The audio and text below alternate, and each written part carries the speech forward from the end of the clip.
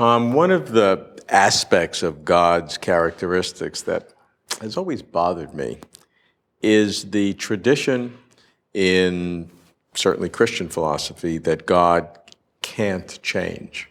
What's wrong with changing? Changing is good. Changing is improving. It gives you some excitement for the future. Well, there's surely nothing wrong with changing for us, limited human beings. The question is, could a being that's at God's ontological status change? And the Christians who've answered that by saying no, that God can't change, I think largely are basing their view on a picture of what God would have to be like. I mean, one way to view it is this, that we think of God, as Anselm said, as that than which nothing greater can be conceived, as the greatest possible being. What kind of qualities would a being have to be absolutely perfect? Well, most of us would say he has to be all-knowing, has to be all-powerful. Many people would think he also has to be simple, that he can't have parts in the way that we have parts, that there can't be that kind of complexity to him, that simplicity in this metaphysical sense is actually an advantage. Mm-hmm. If he can't have parts, many people would argue, he also can't have temporal parts. There can't even be any temporal divisions to his life. There can't be a before and an after. God has to be eternal in the sense of being outside of time. Being in time means that your life is lived in an imperfect sort of way. Our past is gone, our future isn't here, and we live on this knife edge of the present. That's all we actually have with us. That's an imperfect mode of existing, many people would argue. God being perfect, can't have that mode of existing, therefore can't exist in time, has to exist outside of time, has to be eternal. But if he is eternal, if he's outside of time, then he can't change. Because to change, you have to have one sort of quality or property at one time and another different property or quality at some later time. That's what change amounts to.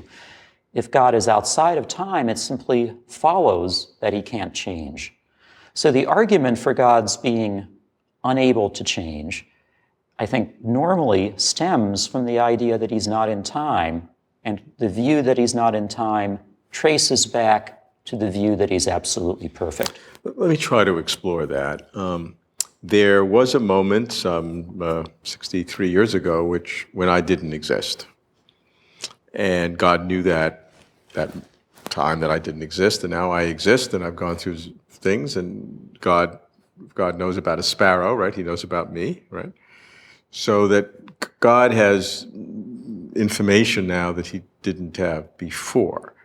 But if God is outside of time, he sort of knew this from the beginning. In other words, what has the impact that our temporal flow has had on God?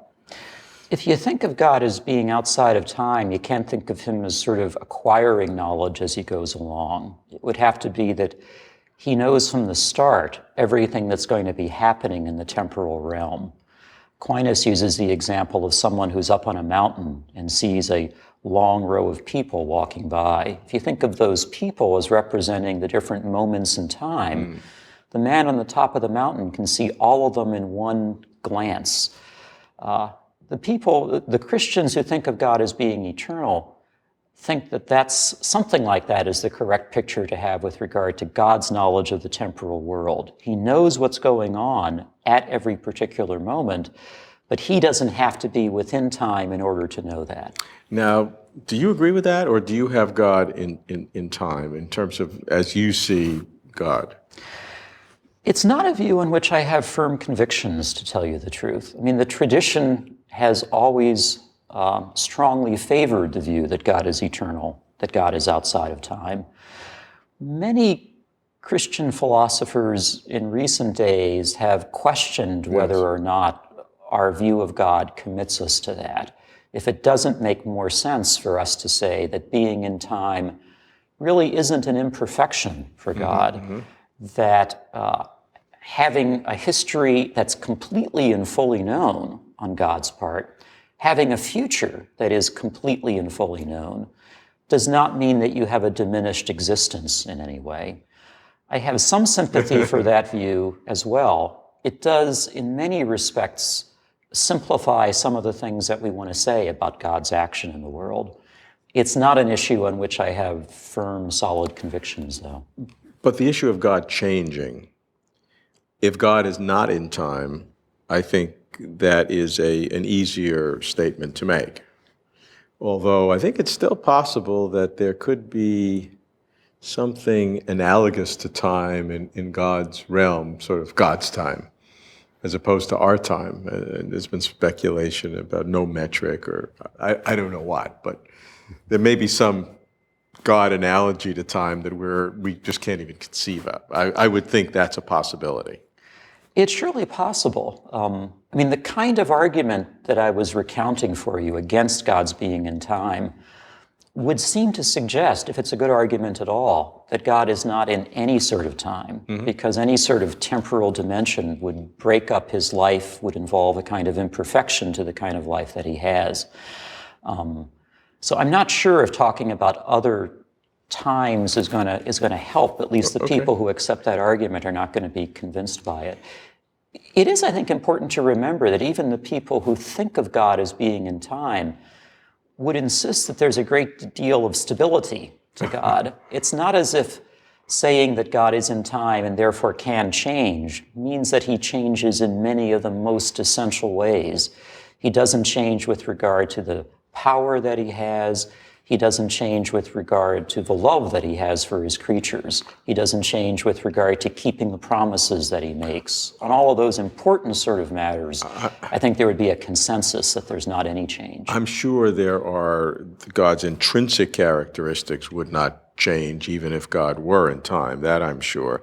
And God would always have these relationship changes, like if I'm now getting older, God has a different property in that he knows I'm getting older, assuming God's in time, but that's not changing God intrinsically, it's just changing his knowledge of certain things.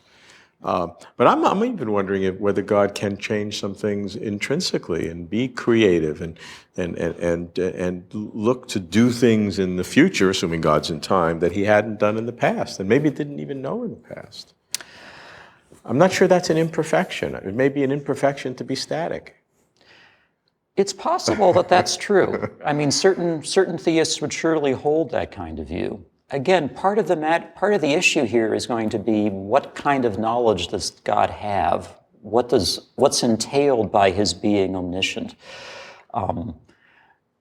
If you think of the future as being genuinely open in such a way that God doesn't know what that future is, well, then you have a God who's obviously very much involved in the world, very much dynamic in the way that you say. You can't have quite that same degree of dynamism if you have a God who has foreknowledge. And again, the large tradition of Christian thinking on this topic has been that we do have to think of God as having foreknowledge. I don't think that means that we can't see God's effects in the world. We can't see his activity being present as we go through history. But it won't be quite the same as it is if we think of God as lacking foreknowledge. We can't think of God as sort of deciding as he goes along what he's going to do next in the same way that we decide what we're going to do next, given our ignorance of what's going to be happening. Well, however we see it, assuming there is a God and assuming the theistic vision that we have in the West is a reasonable approximation for the truth, these are the kinds of issues that enable us to appreciate what that being might be like.